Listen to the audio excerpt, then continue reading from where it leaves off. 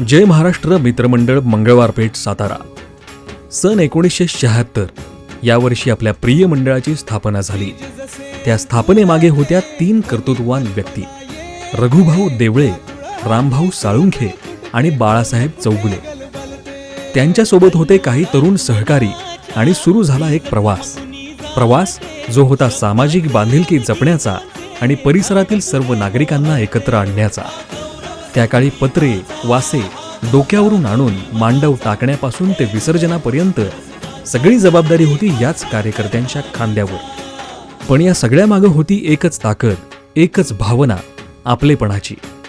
1990च्या दशकात मंडळाला लाभले अजून 2 कार्यकर्ते, सचिन दादा भोसले आणि नितीन दादा सपकाळ।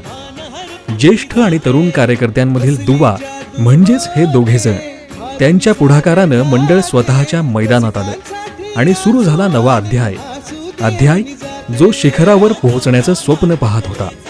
आज मंडळाकडे आहे स्वतःचा भव्य सांस्कृतिक हॉल आणि व्यायामशाळा। समाजकारण आणि शिक्षण क्षेत्रात नवपर्व घडवण्यासाठी मंडळानं सरस्वती शिक्षण संस्थेची स्थापना केली आहे आणि दरवर्षी मंडळातर्फे रक्तदान शिबिर, आरोग्य शिबिर, खेळ स्पर्धा आणि सांस्कृतिक कार्यक्रमांचं आयोजन केलं जातं। यामुळेच मंडळाशी जोडले गेलेत समाजाशी एकनिष्ठ राहणारे कार्यकर्ते। आज मागे वळून पाहिल्यावर हा सारा इतिहास डोळ्यासमोर उभा राहतो आणि हृदय अभिमानानं भरून येतं। होय, आज मंडळ मोठं झालंय, पण हे मोठेपण फक्त आणि फक्त कार्यकर्त्यांच्या ताकदीवर उभं आहे।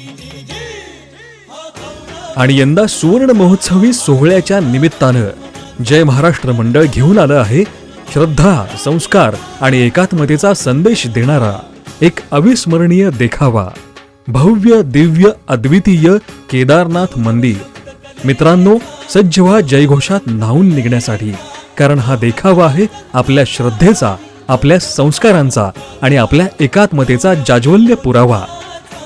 भारताच्या 12 ज्योतिर्लिंगांपैकी एक, हिमालयाच्या कुशीत बर्फाच्छादित शिखरांच्या साक्षीनं उभा तोच केदारनाथ महादेव, अनादी अनंत अखंड तेजस्वी, जगभरातील भक्तांच्या श्रद्धेचं शिखर।